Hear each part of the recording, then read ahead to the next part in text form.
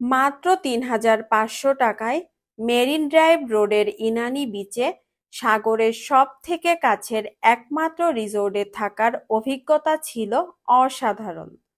Hello everyone, আসসালামু আলাইকুম। সবাই কেমন আছেন? আমরাও কিন্তু অনেক ভালো আছি।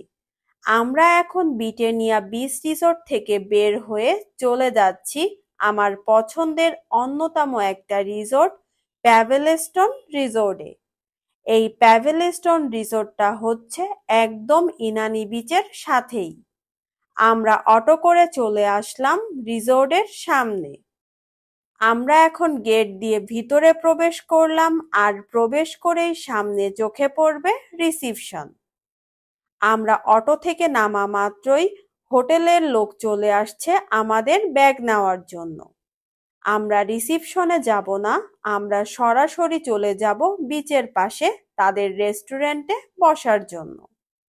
দেখতেই পাচ্ছেন আশেপাশে কি পরিমাণ ফুলের বাগান আর কি সুন্দর লাগছে পরিবেশটা। সত্যি বলতে অসাধারণ একটা পরিবেশ পাবেন এই রিসোর্টে। আমাদের রুমটা ক্লিন করা হচ্ছে, তাই আমরা একটু পরেই রুমে যাব। এর জন্য আমরা বিচের পাশে গিয়ে তাদের রেস্টুরেন্টে কিছুটা সময় বসবো। আর আমাদের পেপারগুলো আগে থেকেই রেডি করা ছিল, কারণ এই রিসোর্টে আমরা আগেও এসেছি এবং এই রিসোর্টের ম্যানেজার সহ স্টাফদের সাথেও ভালো একটা কমিউনিকেশন রয়েছে আমাদের। আমরা চলে আসলাম বিচের পাশে। দেখতে পাচ্ছেন কি পরিমাণ লোক ঘুরতে এসেছে এই রিসোর্টের সামনে। আর এই সাইডটাতে রয়েছে তাদের রেস্টুরেন্ট। আমরা এখন এখানে বসে কিছুটা সময় রেস্ট করব। মাশাআল্লাহ, তাদের রেস্টুরেন্টগুলো কিন্তু অনেক সুন্দর। এখানে বসে সমুদ্র দেখতে দেখতে খাবার খাওয়ার মজাই আলাদা। আর ওই যে দেখা যাচ্ছে নীল সাগর।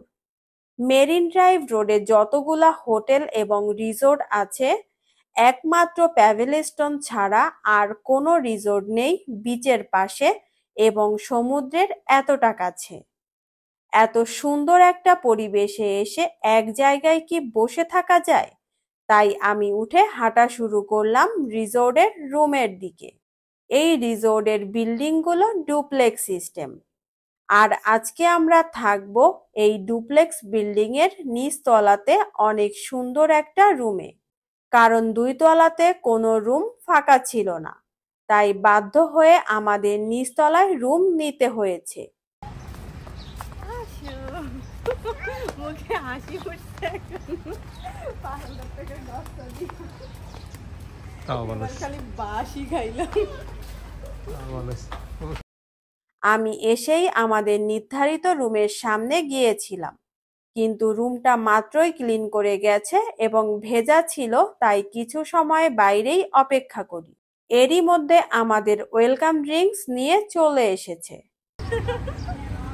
হাত বাড়িয়ে দিলাম। থ্যাংক ইউ বলছো তুমি আঙ্কেলকে। ওই যে তোমার বড় মেহমান, তুমি ভিডিও করো গিয়ে। এই যে মা এই নাকিলি। সত্যি বলতে আমরা তিনজনেই অনেক খুশি ছিলাম এই রিসোর্টে এসে। রিসোর্টের এই সাইডটাতেও কিছু রুম রয়েছে, এখানে রিসোর্টের স্টাফরা থাকে। আর একটা জিনিস আমার কাছে সব থেকে ভালো লেগেছে, তা হলো এই রিসোর্টটা যথেষ্ট নিট অ্যান্ড ক্লিন। এখানে কিন্তু একটা ব্যাডমিন্টনের কোর্টও করা আছে। শীতকালে আসলে আপনারা এখানে অনায়াসে ব্যাডমিন্টন খেলতে পারবেন। এইবার আমরা সরাসরি চলে আসলাম আমাদের রুমে। আর আজকে আমাদের রুমটা হচ্ছে সি ল্যাভেন্ডার। দরজা খুলে রুমে প্রবেশ করেই মনটা ভালো হয়ে গেছে। প্রথমে রয়েছে কিং সাইজের একটা বেড। আর এই বেডটা কিন্তু একটু সাবেকি স্টাইলে ডেকোরেশন করা।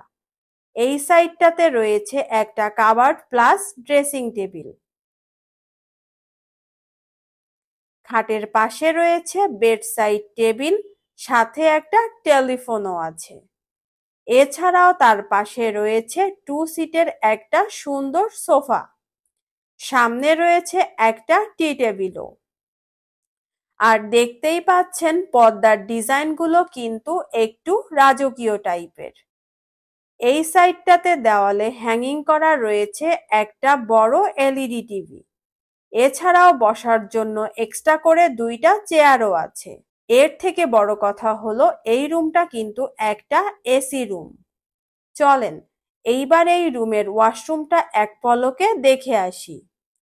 প্রথমেই রয়েছে বেসিনের ওপরে মোটামুটি বড় একটা মিরর। সাথে রয়েছে কমপ্লিমেন্টারি টুথপেস্ট, ব্রাশ, শ্যাম্পু সবই। ওই পাশটাতে রয়েছে হাই কমোড।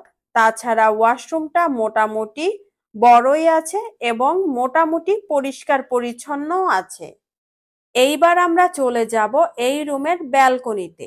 সত্যি বলতে এই ব্যালকনিতে এসে বসলে আপনার হাতে যদি থাকে 1 কাপ কফি তাহলে আর কিছুই লাগবে না। মাশাআল্লাহ, দেখতে পাচ্ছেন কত সুন্দর একটা ভিউ সামনে।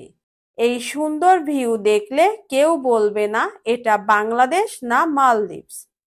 ভাবা যায় ৩,৫০০ টাকায় সকালের আনলিমিটেড বুফে ব্রেকফাস্ট সহ এত সুন্দর একটা রিসোর্ট। পার্সোনালি আমার কাছে এই রিসোর্টটা অনেক ভালো লেগেছে। আপনাদের কাছে রিসোর্টটি কেমন লেগেছে অবশ্যই কমেন্টস করে জানাবেন। আজ এই পর্যন্ত, দেখা হবে নেক্সট ভিডিওতে।